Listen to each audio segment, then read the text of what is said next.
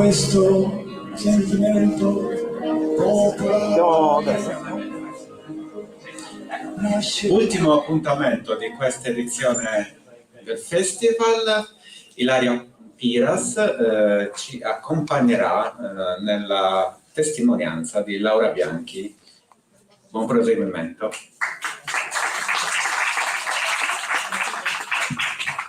Allora, buonasera a tutti. Mi piacerebbe interpretare questa piccola intervista come se fosse una confidenza, perché il libro di Laura, la sensazione che dà è proprio quella di essere un diario, nasce come un diario e come tale io ho avuto modo di entrare nella sua esperienza. Vorrei iniziare leggendo una delle prime pagine e poi da lì partire. I primi anni solo con la mia fantasia, poi in crescendo, mettendo radici profonde che nemmeno sapevo di avere. Ci sono arrivata per sbaglio a casa mia, camminando, perdendomi sulla montagna. In quel periodo, dopo l'incidente in bicicletta, i ferri nella spalla, ho iniziato a prendere le misure con il tempo. Quel concetto così indefinito sul quale non avevo mai riflettuto perché fino ad allora di tempo non ne ho mai avuto, di tempo per me. Ci sono arrivata per sbaglio a casa mia, poi ritrovandomi subito. Non era un errore, non sapevo ancora che quella cosa giusta avrebbe rivoluzionato la mia vita. Laura, per te cosa significa casa? Tante cose. Siamo in un festival di letteratura autobiografica. Ecco, per me la casa è l'autobiografia di una persona. Se mi avessi fatto questa domanda qualche anno fa, quando facevo un altro lavoro, quando mi trovavo in un altro posto, avrei forse risposto in una maniera più classica, no? Ci sono dei muri, c'è una metratura, io che abitavo in città, c'era una zona, tutte cose che identificavano un certo stile di vita. Adesso per me invece la casa è l'autobiografia, ma non solo mia, delle persone che in un certo senso condividono con me questo spazio.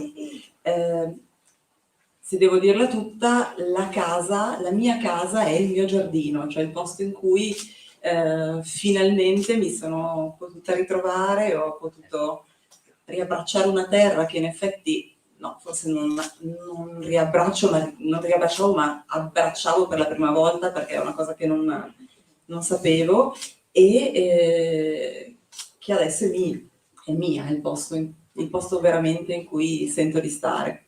Infatti, in più parti del testo tu parli proprio del fatto che è come se lei e anche tutti gli abitanti, che poi chi ci viveva già a quattro zampe o no, poi ha scelto, è lei che ha scelto te. In qualche misura tu hai avuto modo di conoscerti anche attraverso l'esplorazione del tuo stesso rapporto con quello che poi hai scoperto là. Attraverso il lockdown, che purtroppo abbiamo tutti dovuto attraversare, più di una storia, appunto, abbiamo avuto modo anche di ascoltare anche questa sera, è stata appunto,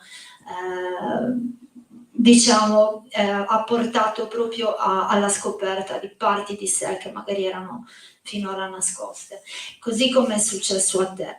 Assolutamente. C'è da fare una premessa: questo libro è un libro autobiografico e rispetto agli autori, peraltro bravissimi, che mi hanno preceduto, io non sono qui per insegnare niente, perché in effetti non ho niente da insegnare se non la mia storia personale, la storia del mio cambiamento. Io ero una giornalista di moda, ho sempre vissuto, come dicevamo prima, stacco 12, sempre in giro per il mondo, sempre indaffarata. Infatti la domanda di Ilaria di prima era: cos'è per te una casa? È quella cosa che non ho mai avuto e che ho scoperto di avere quando veramente l'ho trovata, il mio pezzo di terra. Parlavi della pandemia, quello è stato il momento, diciamo, forte di cambiamento per me, un un po' immagino come tutti, perché come Cinzia diceva prima, finalmente ho avuto modo anch'io di fermarmi e di capire e di mettere, di dare parole a una serie di cose che mi sono successe e che poi hanno invece trasformato la mia vita. Cinzia diceva prima, e non so se il suo intervento è arrivato prima del mio a caso, ma è stato un'illuminazione per me, dal capitalismo alla coltivazione. Ecco, io sono forse l'esempio concreto, cioè riportato a terra, che quello che diceva Cinzia è vero, è possibile, nel senso che in un certo senso ho cambiato tutta la mia vita un po' al contrario, sono partita dal capitale lasciando un certo tipo di vita per arrivare ad una cosa che magari qua è molto più facile da sentire, da capire, però ecco, per una milanese come me era una cosa un pochino esotica, no? Lasciare tutto per la terra. Ci voleva coraggio, e poi una cosa che mi è piaciuta tanto è il tuo rapporto col cibo, che è una manifestazione con questo titolo mi dà la possibilità Certo. di approfondire questo rapporto che comunque hai avuto modo di rivalutare. Tu dici il cibo non si butta perché non appartiene solo a me, quindi come è cambiato? Se è cambiato il tuo rapporto appunto col cibo, vivendo in campagna, e tutta la situazione che ne consegue. Beh, certo, il cambiamento è stato radicale. Io immagino che qui moltissime persone abbiano un orto, abbiano un piccolo frutteto, abbiano un oliveto. C'è una signora prima che mi diceva ho un piccolissimo vigneto e poi ho scoperto che produce vino, immagino per tutto il paese perché fa tante bottiglie. Per me il rapporto col cibo, il cambiamento incredibile è stato rendermi conto non solo della fatica, perché di quello si parla quando si fa agricoltura, ma anche del piacere che ti dà coltivare, autoprodurre, e soprattutto del rispetto, nel senso che quando coltivi, quando fai, impari innanzitutto a condividere. E a condividere, per esempio, racconto nel libro, non solo con le persone, perché noi abbiamo sempre questo atteggiamento antropocentrico del mondo, no? È ovvio perché siamo noi persone che diamo questa visione, però la mia idea è quella di una terra condivisa, di un giardino condiviso con tutti, io li chiamo gli esseri viventi che ne fanno parte, quindi gli animali e quindi i vegetali. Infatti tu dici chi sono io per avere il diritto di precedenza sulla pista da ballo della comunità, proprio perché a parte che nel suo romanzo praticamente dà un nome a tutto, non solo agli animali ma anche alle piante, anche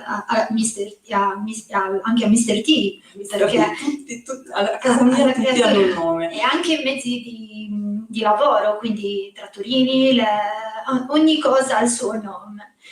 Da dove nasce anche questa esigenza di... Beh, nasce all'inizio, io sono un po' la secchiona della prima fila, no? Mi definivano a scuola, nel senso che io ho sempre bisogno di sapere e di capire.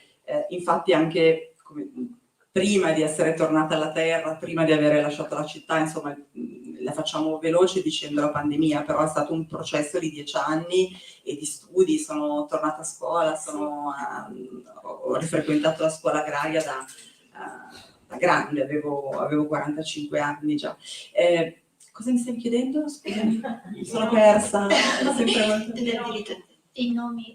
I nomi, ecco, da secchiona della prima fila io adoravo Linneo, che poi ho capito che leggendo un po' di libri non era una persona così simpatica, però lui, come tutte le persone, aveva bisogno di nominare. Linneo è stato la prima persona che ha inventato, diciamo, ha dato nome e cognome alle piante per farla facile, in modo che in tutto il mondo attraverso il latino si potesse parlare della stessa cosa.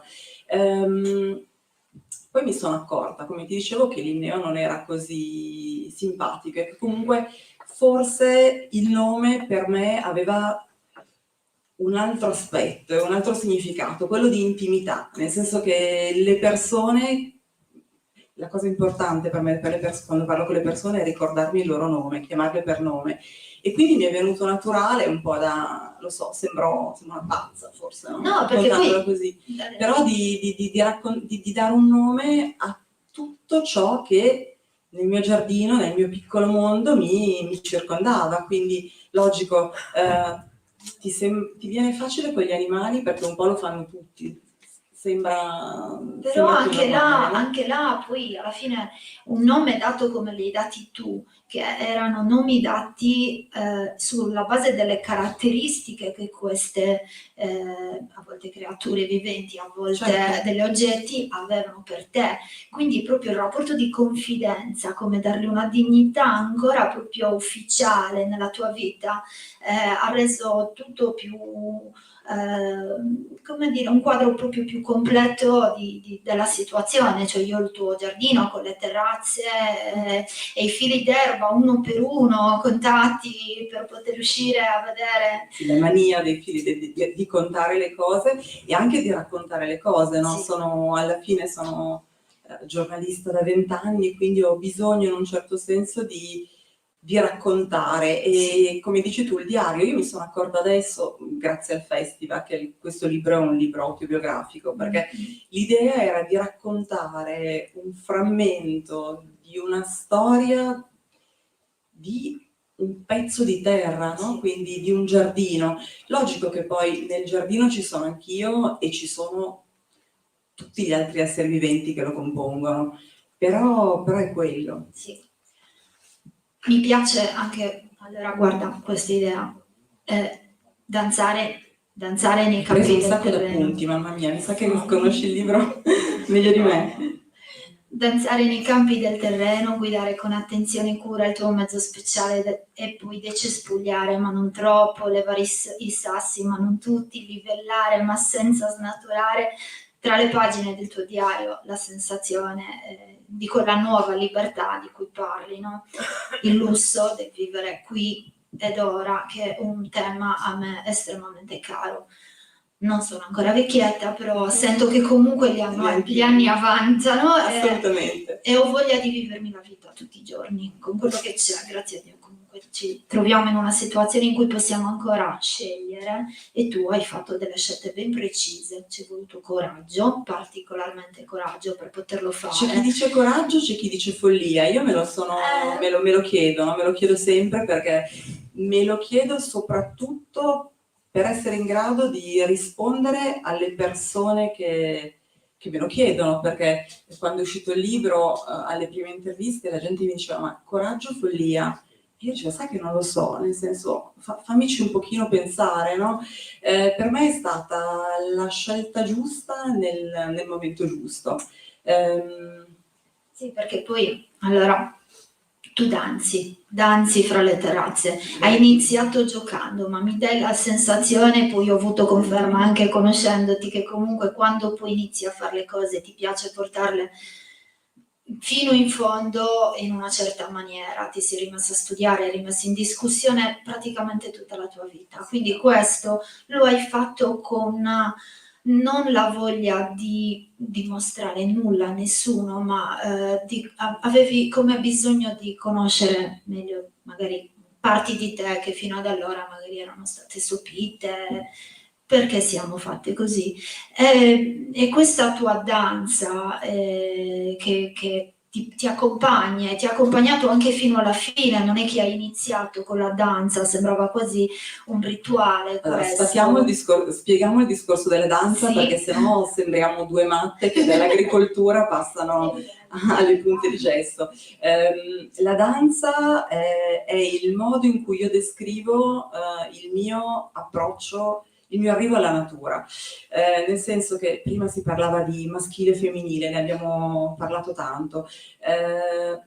Io sono una donna e a casa mia faccio le cose di un uomo, che sembra strano. Io ho un compagno che che invece è molto femminile. Nella resa pratica di tutti i giorni è che lui sta in casa, cucina e fa tutto quello che deve, invece io sono di fuori prima a lottare, poi a danzare con i fili d'erba.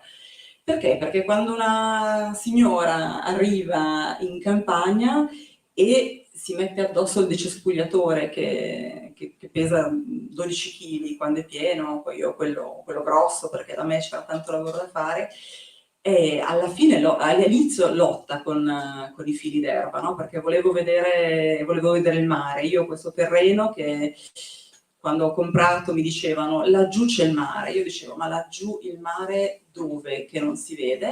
Là, dietro la passiflora, dietro ai rovi, era sempre dietro, quindi ho iniziato a decespugliare. Poi alla fine mi sono resa conto che è come quando inizi a ballare, no? Quando fai le prime lezioni sei un po' goffa, sbagli, inceppi, no? Magari inceppi nei piedi del partner, invece io inceppavo in Mr. T, ho fatto tanti casini.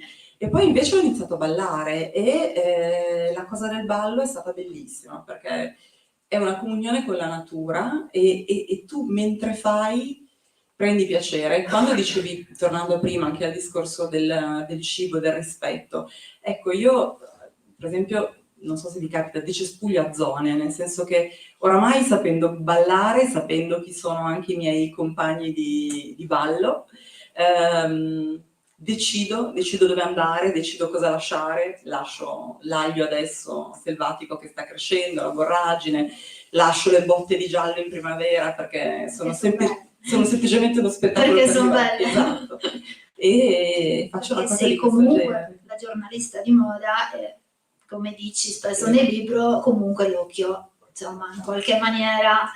Sì, perché io ecco, questa cosa per me è importante, nel senso che tutti tendono a parlare di etica, di buono, di sano, di giusto, e per me invece il bello è importantissimo, nel senso che è una cosa che molto spesso si ha un po' pudore a dire, no? Che una cosa, logico, bella e buona sarebbe il massimo, etica e estetica insieme è la vittoria, però anche solo il bello può fare del bene. Beh, si dice riempiamoci gli occhi di meraviglia, anche Sì, per poi per quello. ognuno la meraviglia è la propria. Per me certe volte vedere le mie erbacce che lascio nel campo, però questa cosa, c'è molto questa cosa della giornalista di moda che comunque, voglio dire, il mio passato non rinnego, è bellissimo, meraviglioso, 30 anni di onorata carriera, come si dice, no? Però adesso ci sono, diciamo, altri paesaggi, altre bellezze. Un'altra parte che mi è piaciuta, che mi piacerebbe sottolineare, è quella relativa al cinorrodo, che chiaramente io non conoscevo, sarebbe il falso frutto della rosa, giusto? Esatto, Ok. il cinorrodo.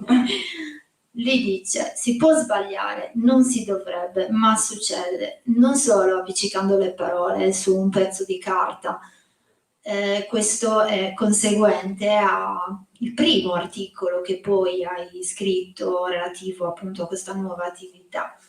Vorrei mi parlassi proprio del tuo rapporto con la I e parlarci di questo.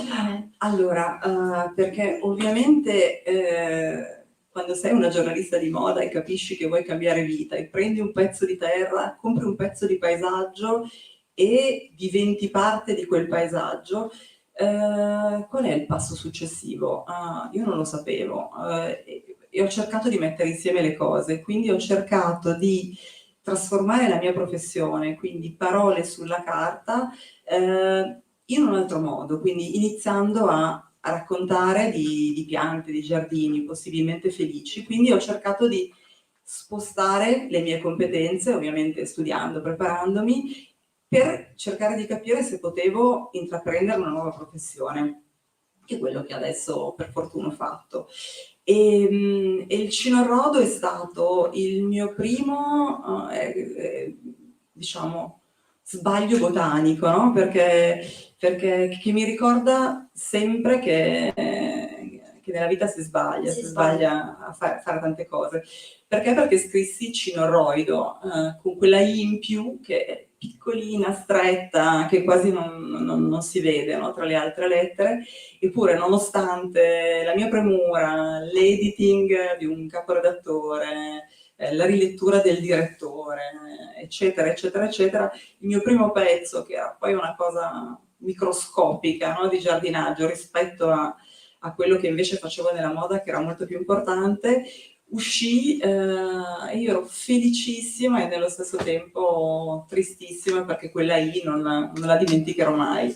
Continuo a sbagliare, chissà nel libro quanti strafalcioni ci sono. Ce n'è uno nel libro, ahimè, e un'altra I, perché secondo me io, non lo so, questo problema con le I. La Bougainville. La Bougainville, in quanti modi si scrive in Italia Bougainville? Bougainville, Bougainvillea, Bouiuga. Temo di Ci non sono poterti tutte, aiutare. al plurale secondo me ci sono tutte le vocali, no? Sì. Ed è il signor Bougainville, che è la Bougainville, le piante, linneo, da linneo in poi, non come me, che dà i nomi quindi a sentimento, le piante venivano nominate in base a, diciamo, i benefattori delle spedizioni che dal fine Settecento in poi si facevano per proprio la scoperta di nuove specie. E Bougainville è diciamo, il benefattore, il capitano di questa famosa spedizione. E lui aveva una I nel cognome, che molto spesso ci dimentichiamo. Quindi questo è nel libro è rimasto così, senza un'altra I.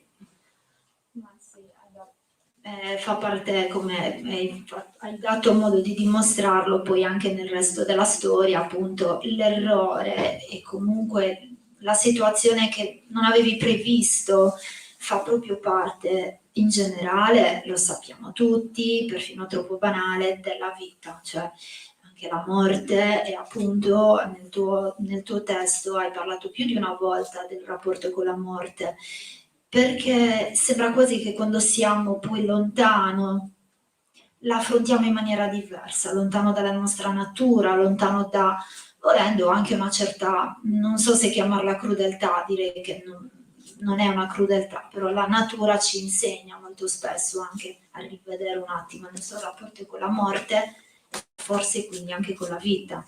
Assolutamente, parlare della morte forse è la parte più autobiografica del libro e anche la parte che mi tocca di più, perché se io fossi una vera contadina avrei risolto questo problema della morte, no? Nel senso che un vero contadino, oggi qui siamo in una zona per esempio di cultura del maialino, no? E il nostro direttore artistico domani farà questa cosa di uccidere il maiale, che come dire, che a me, io sono vegetariana, sposto le lumache dall'orto, faccio queste cose qua, che a me un po' tocca, no? E mi tocca, ma non per l'atto di uccidere il maiale, è perché io ancora non mi sono, come dire, non mi sono ancora fusa completamente con la terra e con quello che vorrei essere, perché è una cosa naturale.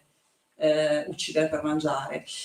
Dopodiché ci sono, come dire, tornando all'intimità, il rapporto con la morte, se vogliamo, anche perché io non ho figli, per esempio, e quindi mi chiedo come finirò quando non ci sarò più, chi ci sarà, e questa cosa è abbastanza toccante, no? Perché immagino che le persone pensino ai propri cari, pensino ai propri figli, io penso alle mie piante, per esempio, alle mie piante, ai miei animali.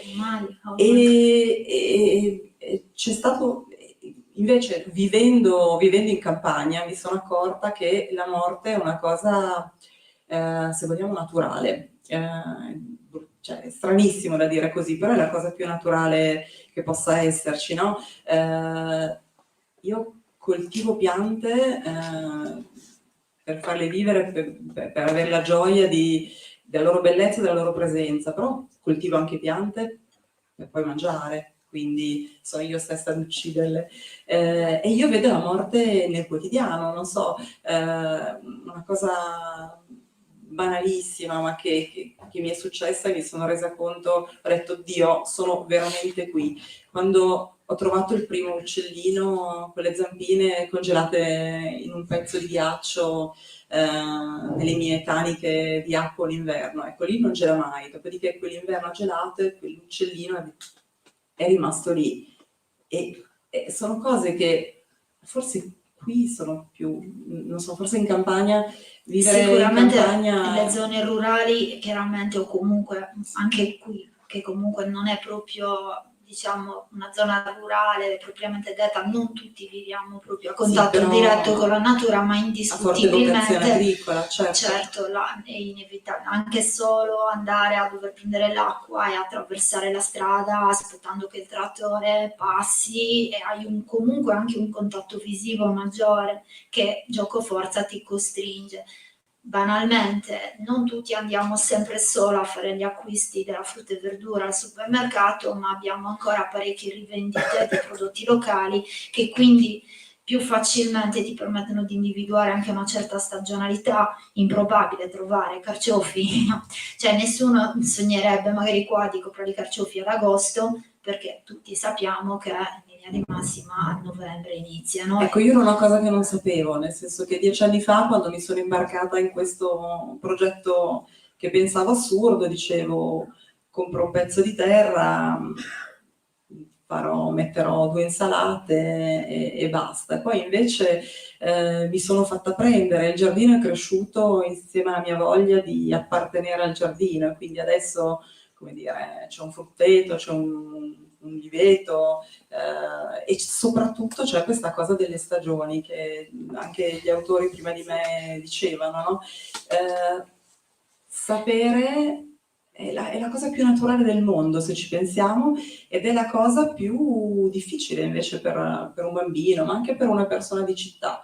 Sapere che il carciofo è adesso, per esempio. Sì. Io non lo sapevo. E non c'è niente di meglio che poterlo vivere, no? Vivere le stagioni, vivere anche la giornata in un altro modo, perché comunque io ero una che andavi in redazione presto, usciva tardissimo, beggiava, c'era il badge, dovevi essere sulla scrivania, dovevi avere le tue cose. Adesso invece i ritmi sono diversi, c'era lo slow food prima, e il mio è più forse un slow life. Io di giorno lavoro alla terra perché faccio questa cosa e la faccio da sola, non ho insomma, una terra enorme, ma comunque abbastanza grande, c'è l'autosufficienza, diciamo, e poi la sera torno in casa quando è buio, quando io scrivo quando è buio, perché se no mi sembra in un certo senso di rubare tempo a quello che mi piace più fare, quello che è più giusto fare, cioè stare di fuori. È quasi come se nel prenderti cura, perché poi alla fine quello che un po' si vince dal tutto è il fatto che sta nel prenderti cura comunque della tua terra, in quell'atto di amore comunque nei confronti di questo sentimento ci sia un po' la risposta a quelle che sono anche le problematiche dovute al mondo in cui viviamo, questa frenesia, questa iperproduttività e il profitto come unico obiettivo, eccetera, eccetera. Finisce che chiaramente stiamo esasperando dei sentimenti che evidentemente non ci hanno portato alla felicità reale, quella che invece banalmente ci viene data più umilmente forse, ma più genuinamente da il contatto, come tu dici nel libro. Loro non lo sanno cosa si prova, loro non affondano le dita nella terra come faccio io, un piacere, che è un piacere fisico, sì, di affondare le dita. Chi può saperlo? Nel senso, per me è stato così, no? Il ritorno alla terra piano è stato un ritorno sicuramente fisico, e poi anche di bisogno di sapere, no? Perché c'erano tantissime cose che io non sapevo fare con le mani, non sapevo ipotizzare con la testa, cioè fare il quaderno di campagna, che cos'è l'elenco dei trattamenti, delle esperienze, delle tempistiche. E sì, sicuramente per me è stato così. Non posso dire che sia, come dire, un messaggio universale, no? Questo è stato il mio modo da arrivare arrivare alla felicità, facendo un reset abbastanza totale della mia vita di prima, che ovviamente non rimpiango, ma adesso vivo veramente, veramente come se non mi fosse mai appartenuta. C'è stato un momento, nel senso che io ho fatto un incidente, mi sono dovuta fermare e questo lockdown è stato il secondo momento in cui mi sono fermata, ma nel primo io mi sono fermata per mesi perché ho fatto un incidente bicicletta contro pullman, ha vinto il pullman e io sono rimasta, come dire, sono rimasta ferma. E lì non potevo più lavorare perché non potevo entrare in redazione, mi era ovviamente vietato. E ho iniziato io avevo bisogno di stancarmi, quindi ho iniziato a camminare, a cercare, finalmente avere tempo per me, solo che io non ero in grado di capire cosa fare di questo tempo, no? E quindi ho trovato questo posto. E poi è nata la storia. E poi con la pandemia io ho sempre un po' timore a dirlo, no? Perché timore e un po' di vergogna, perché per molte persone come dire, è stato un momento di grande sofferenza, di perdita di cari, di problemi finanziari. Per me è stato invece un momento quasi di rinascita. Perché? Perché ho avuto un'altra volta tempo per fermarmi e anche per capire che forse quella cosa tanto astratta, tanto lontana, tanto esotica per una persona che arriva dalla città era possibile. È un po' come quando, alla mia età, quando ero piccolina, no? E andavi in profumeria con la mamma si comprava le sue cose, mia madre rossetti su rossetti, a me davano il campioncino per farmi stare buona, il campioncino del profumo, che tu tenevi lì, non avresti mai comprato un profumo. Però annusando quel campioncino ti poteva capitare che trovavi il profumo della tua vita, o comunque il profumo per una parte della tua vita. Ecco, per me è stato un po' così, questo momento di fermo forzato mi ha dato la possibilità di avere il campioncino di come sarebbe potuta essere la mia vita se avessi, mamma mia, mi sembra un romanzo rosa, poi se dico seguito il mio cuore, nel senso è tutto un po' troppo dolce, però ecco, se avessi deciso di fare quello che veramente volevo fare, perché poi io non sono una dolce, cioè io ho i pantaloni della tuta e motozappo e de cespuglio, non sono una così romantica. È quell'altra me che sta ancora sotto e casomai non era ancora riuscita a venire a galla, mettiamola così. Beh, allora, guarda, io ti vorrei chiedere, secondo te è vero che il lato migliore di noi stessi poi è davvero, come dice qualcuno, al di là delle nostre paure? Perché poi alla fine... Chi può dirlo? Chi può dirlo? Io non so neanche se in questo momento sono il lato migliore di me stessa. La cosa che posso dire è che sto bene nei miei pantaloni della tuta, nella mia salopette, nelle mie galosce che mi porto dietro, nel senso che prima si parlava nel mondo delle religioni qual è il fine, no? Il fine della vita. Io che sono un pochino più epicurea, io sono di origini brianzole, quindi anche abbastanza, come dire, concreta, io posso dire che per me è essere felici sul momento, il qui e ora.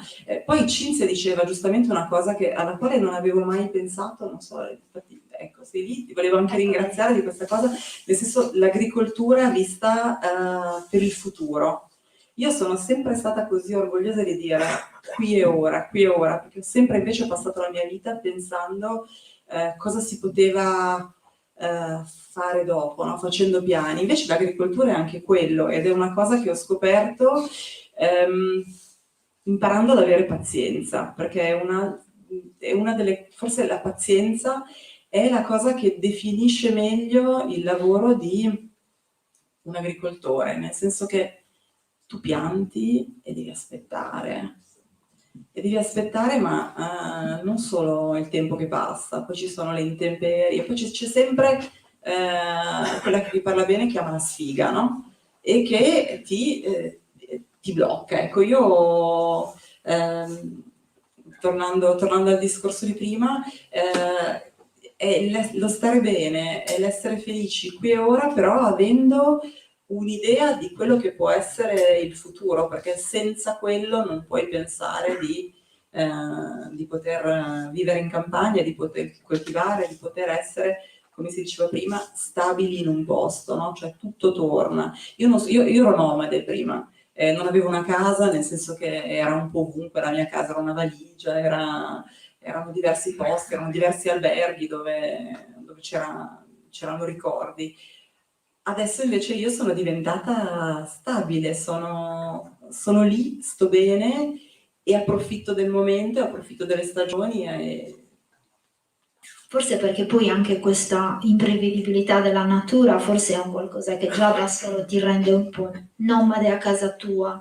Io non vivo la realtà del contadino, però immagino che comunque questa imprevedibilità, questa sorpresa, questo riuscirò o non riuscirò, comunque è un'incertezza che però è anche stimolante. Più di una volta nel tuo romanzo infatti parli di piccoli innesti, di procedure più o meno da piccolo chimico per cercare appunto cose di che non mettere... succedono mai, di cose che io spero che non succedano.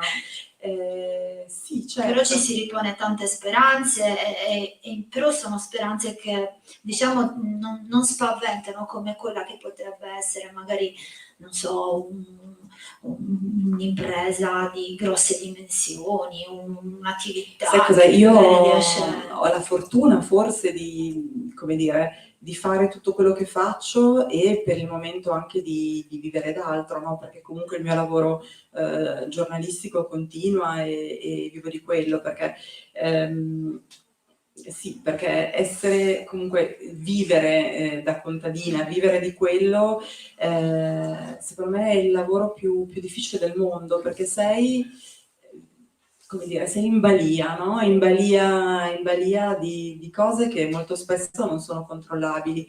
E io che faccio tutto, io non faccio neanche biologico, sono oltre, cioè io uso questo metodo naturale, che è un metodo che Fukuoka insegnò in Giappone e che poi adesso, come dire, in Europa è arrivato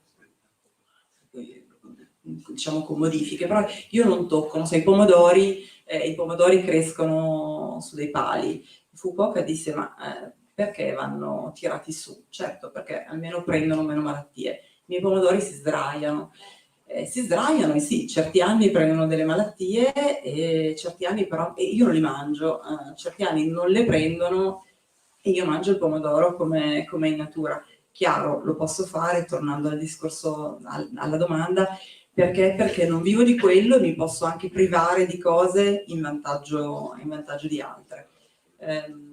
Purtroppo non è facile vivere di quello oggigiorno per nessuno, l'ideale sarebbe che tu potessi continuare a scrivere così mi permetti di leggere anche la perché non seconda sono una parte brava contadina. un romanzo così. No, è difficilissimo. Infatti anche tornando al discorso sul quale io sono molto, come dire, molto sensibile, si parlava prima di fitofarmaci, si parlava, io sono figlia della generazione Roundup, no? Quindi di questo prodotto che di morti ne ha fatti tanti e che però garantiva i fili d'erba verde in tutte i giardinetti delle villette dove sono nata io, no? È bello dire non facciamolo, per un prato verde si può fare, ma poi quando parli dell'agricoltura, io mi chiedo molto spesso come fare a dire ad un agricoltore di non usare una cosa sapendo che comprometti un raccolto, no? Penso che si possa fare con l'istruzione, infatti, come dire, anche posti come questi sono secondo me di grande aiuto, di riflessione, di stimolo. Però ecco, non è facile, ripeto, io sono fortunata perché in un certo senso faccio ma non vivo di quello, quindi è un'altra cosa. È un'altra situazione, ma comunque il fatto che ne stiamo parlando appunto. Vorrei leggerti un pezzo che mi ha colpito particolarmente, che è relativo Raccontami. ai cinghiali e quindi a questo compromesso a cui sei purtroppo dovuta scendere, ma lo Il porcello selvatico. più comprensibile. Tu dici, mesi alla liberazione, strano a pensarci, sentirsi libera ora che sono in gabbia, la mia bella gabbia fiorita su terrazze verdi dalle quali si vede il mare. Vado avanti, 4 ferre messe assieme ad occhio ed un po' di pittura verde, ora ho un ingresso all'Eden. Ed è pure carino, non metto lucchetti o catene, faccio finta che l'entrata ancora sia libera. 9 e la Rosina, che sono parte dei suoi compagni, che oramai è più mia che di se stessa, passano tra le sbarre senza problemi. Se ci passa lei possono tutti, i gatti, anche quelli dei vicini e gli altri di nessuno. Capito il nuovo giro e ritornano alla mensa. Parte del libro in cui lei, appunto, come racconta, ha dovuto chiudere il giardino che fino ad allora aveva potuto tenere aperto, ma che giocoforza. Certo, perché il giardino, proprio per definizione etimologica, è un luogo recintato. E io invece pensavo, ancora con la testa di una giornalista di moda, di poter vivere in un Eden condiviso con tutti, no? Il mio terreno alla fine è grande, sono più di 6.000 metri quadri e avevo deciso di non recintarlo, perché bello. perché no? Perché secondo me era una post hippie un po', come dire, credevo ancora nei miracoli. E dopodiché invece no, sono, come dire, io coltivavo, arrivavano i cinghiali, scavavano, purtroppo distruggevano e quindi ho dovuto, in un certo senso, quello è il primo patto che ho dovuto fare con la natura e non mi è piaciuto perché mi sono dovuta chiudere dentro, cioè la cosa brutta è che ho dovuto, sì, loro sono rimasti fuori, ma ho perso io perché mi sono dovuta chiudere dentro. Dopodiché ho previsto questa recinzione, come dicevi tu, a misura di gatto, perché io ho tutta una vita animale che circola nel giardino. C'è la grotta che è dove abitate tutti insieme Esatto, e che esatto. appunto Io vivo in una grotta e detta così sembra ancora più strana, ma in Liguria il territorio ligure è fatto di terrazze, no? Di terrazzamenti e casa mia, che è una casa, devo dire, minuscola in un grande giardino, è un ex capanno agricolo, quindi è una grotta scavata nella terra con un giardino, con un tetto a giardino, nel senso ho il prato sopra il tetto. E la grotta sì, torniamo alla prima cosa, è la mia casa, ed è la mia casa, è il mio rifugio, come per i tassi, no? Che costruiscono le grotte, costruiscono le stanze una per una, e mi sento bene proprio perché sono veramente con me stessa nella terra, sono dentro la terra. Da noi succede sempre ad ottobre questa cosa delle inondazioni e ogni ottobre un pezzo del mio paesaggio se ne va perché i muri a secco non tengono, perché ho imparato a rifarli io ma non sono ancora così brava, quindi i miei tengono ancora di meno però nella grotta mi sento protetta, no? Perché il mio stare bene anche un po' nascosta forse, nascosta da tutto quello che c'è fuori, perché detta così sembra che io viva in un posto molto isolato, non è così isolato. Io sono adesso nel Golfo del Tigullio, quindi in provincia di Genova. È un posto anche molto pieno, però sono riuscita a creare questa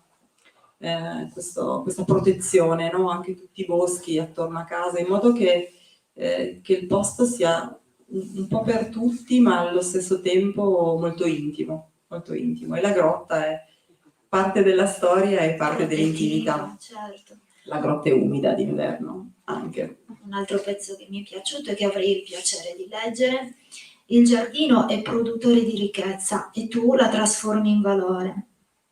potesse essere così sempre per tutti e il mondo sarebbe un posto migliore.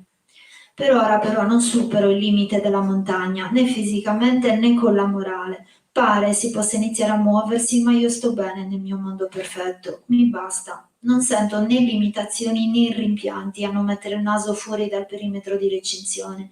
Sarà perché inizio ad approfittare di una vita costruita attorno a ciò che amo, senza cercare troppo altrove la felicità che ho già. E qui secondo me è uno dei punti chiave un po' di tutto il diario, perché poi in effetti si tratta di un diario, il tuo è diciamo una confidenza che hai regalato e che personalmente ho apprezzato molto perché arriva al momento giusto, ok? Per la tua vita, dicevamo, no?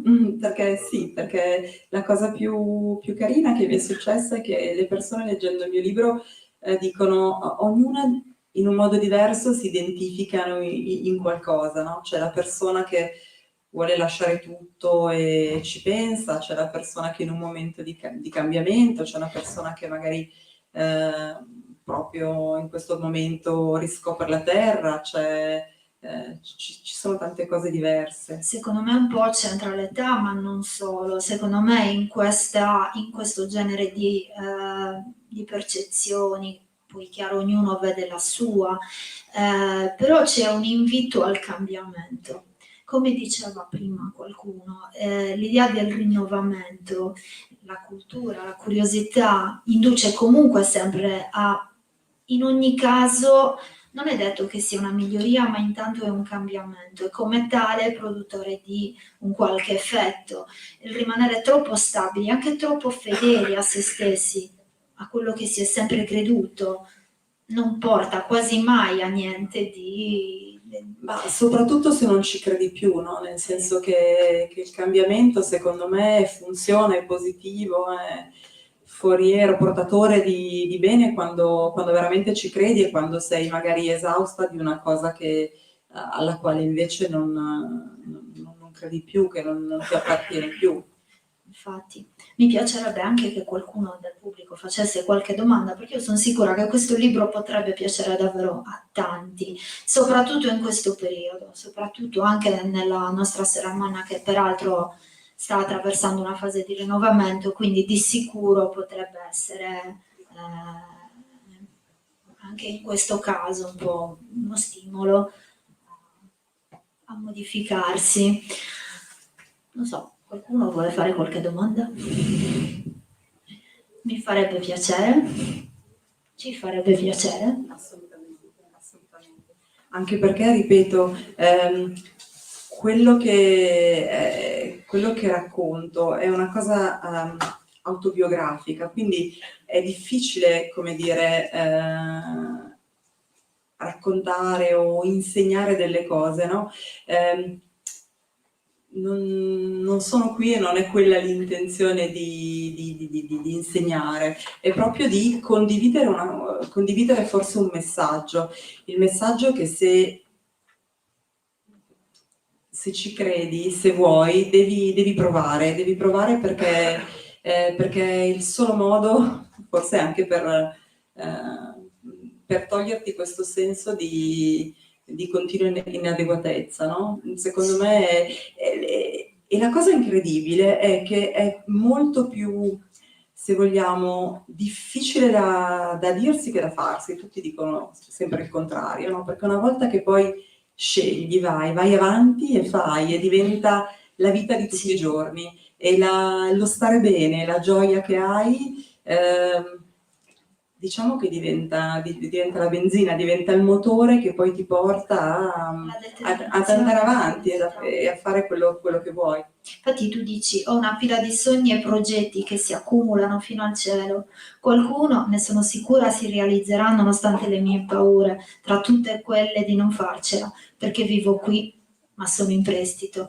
Non sono io a decidere fino a quando, per ora è il virus, ma sono sicura che se sogno forte le cose succederanno. Con Emog almeno è successo così. Il sogno grande dopo il giardino. Emog è un cagnolone, io almeno me lo sono immaginato come un cagnolone, non è vero, è un cagnolino.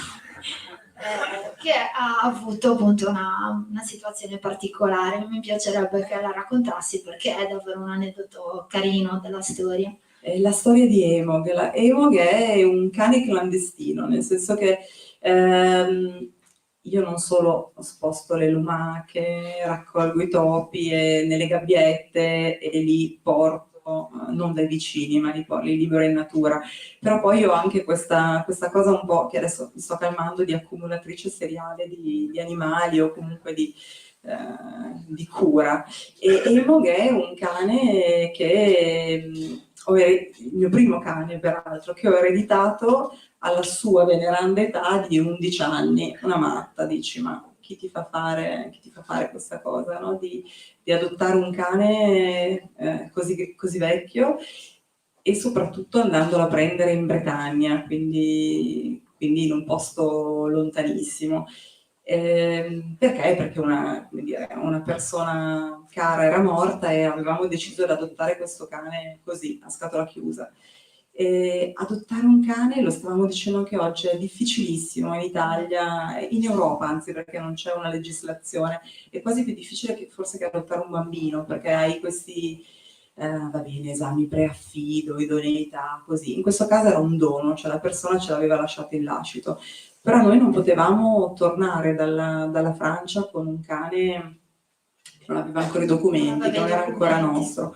Quindi abbiamo buttato via i biglietti aerei, preso una macchina e siamo tornati con lui facendo il Brennero, mi sembra, e sì, l'abbiamo, come dire, nascosto in mezzo alle piante, in mezzo a un sacco di altre cose che avevamo in macchina durante il passaggio, per non farlo vedere, perché era assolutamente un clandestino. E adesso Emog vive con noi, ovviamente, ed è sta facendo la sua, diciamo, i suoi anni da pensionato sul Mediterraneo. Sì, a 12 anni, ormai a 13 anni, e quindi è, diciamo, un nonno felice in un posto felice e guarda il mare, sta al caldo. Mi fai vedere qualche foto. E con lui ci sono un'altra serie di animali che sono diventati protagonisti della storia, no? del racconto. Perché, ripeto, un racconto autobiografico secondo me non necessariamente deve parlare di te, perché sennò può diventare un racconto egoriferito, e poi io non è che abbia, come dire, non è che abbia una storia incredibile, è la mia storia. La storia incredibile è invece raccontare quello che succede nel mio giardino, che è un giardino, secondo me, similissimo al giardino di tantissime persone che ci sono qui, no? Raccontare quello che succede, prima si diceva, bisogna conoscere, bisogna analizzare, bisogna passare del tempo per... E certo, anche per scrivere un racconto bisogna che passi del tempo e bisogna che tu viva quelle cose e che diventano poi parte integrante della tua vita, no? E per me è stato così, quindi raccontare, come dire, dei miei gatti, della mia tartaruga, della tartaruga del vicino, dei topolini, del serpente, perché per esempio, non so, vivo in un giardino, vivo nell'Eden, certo, chiaro, e nell'Eden ci sono anche serpenti, quindi è l'intreccio di tutte quelle storie che poi raccontano quello che sono io, perché sono ovviamente raccontate con i miei occhi e con la mia esperienza. Se avessi scritto tu, se avessi visto tu le stesse cose, le avresti ovviamente raccontate o descritte in un modo diverso, perché la biografia è quella roba lì, no? Prendere quello che c'è nel mondo, quello che vivi, anche le cose di tutti i giorni, e saperle trasformare in una cosa che parla di te anche. Laura, grazie mille. Grazie a tutti. È stato un piacere. Condivido.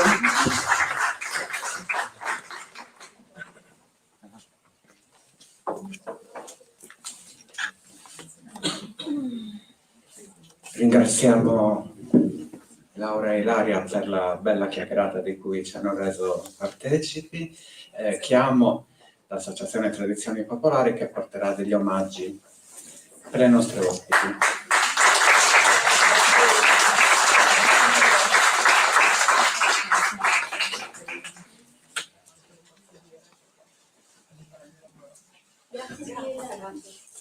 Allora, siamo proprio alle battute finali di questa edizione di Strangius. Come avete avuto modo di notare, sicuramente c'è stata una novità quest'anno.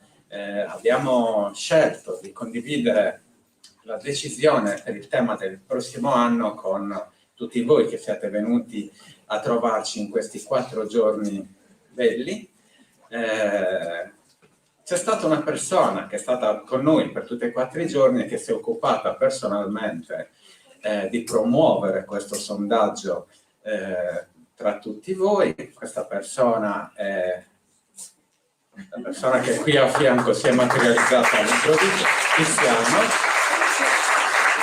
Quindi pensiamo che sia giusto che sia lui a leggere il risultato. Quindi Tiziano, prego.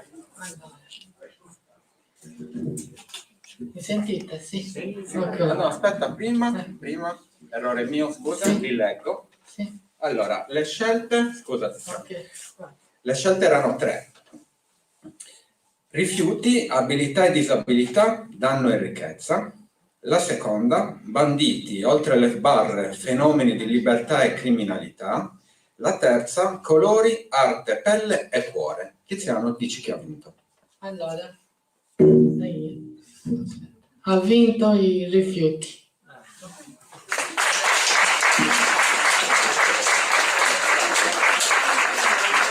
Ringraziamo Tiziano, ha lavorato quanto noi.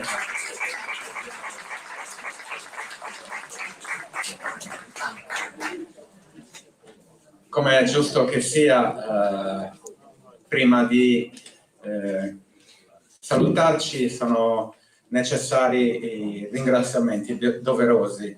Queste manifestazioni si reggono sì sul lavoro di tanti professionisti, ma anche e soprattutto sul lavoro gratuito di tanti e tanti volontari che veramente ci mettono il cuore e si spendono affinché questa manifestazione, ma anche tante altre, abbiano successo.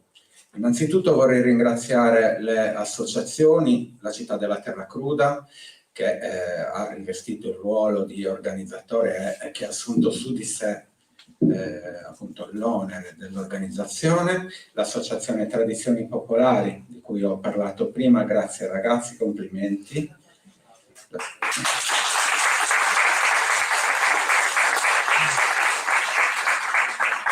L'associazione Il Pungolo, l'associazione Anni d'Argento e l'associazione Kairos, che ci hanno prestato i loro presidenti per fare da presentatori per i nostri incontri. Un grande applauso.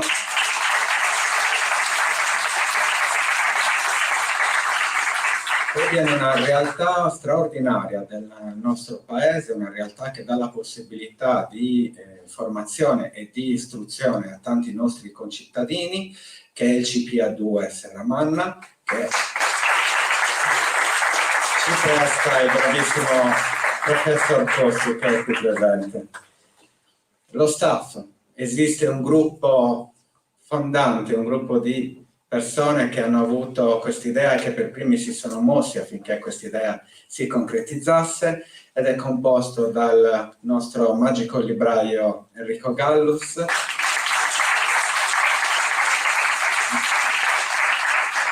la brava e neomammina Deborah Suzia e dal mega direttore leggendario Giuseppe Mania.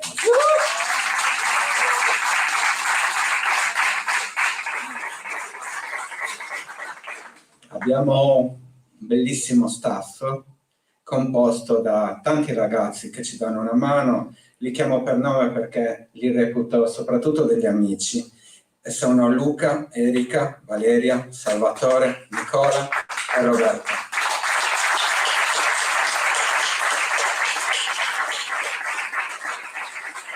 Un'altra delle belle novità di quest'anno è stato il nostro special team, composto dal nostro Tiziano, ma anche da Davide e da Giacomo.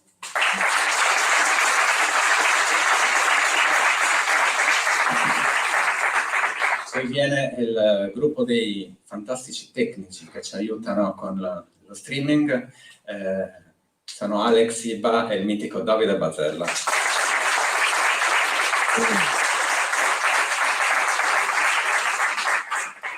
Ringrazio poi tutte le persone che si sono rese disponibili per coordinare i vari incontri, sono tanti, li ringrazio complessivamente. Grazie di cuore, avete messo tanta competenza e tanta qualità al festival.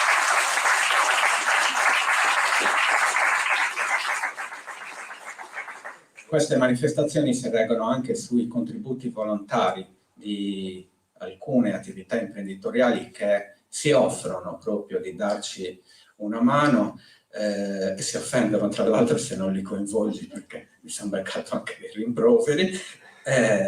Comunque queste attività sono Sardex, Unipol Assicurazioni e il birrificio Quattro Mori. Grazie di cuore.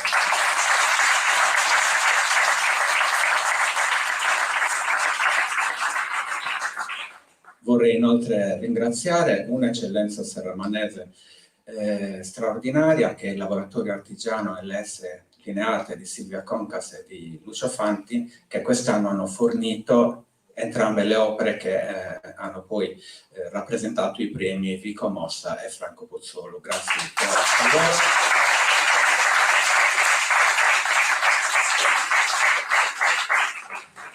Quando l'anno prossimo Strangios tornerà a volare, tornerà nelle strade, ci saranno di nuovo i bagni di folla, ci sarà veramente un impatto straordinario sulla nostra comunità, ci ricorderemo di questi 4 giorni, del 9, del 10, dell'11 e del 12 dicembre del 2021, perché a mio avviso dovremmo dire: adesso stiamo volando di nuovo, però i giorni in cui ci siamo rialzati sono stati questi. Atrus annus.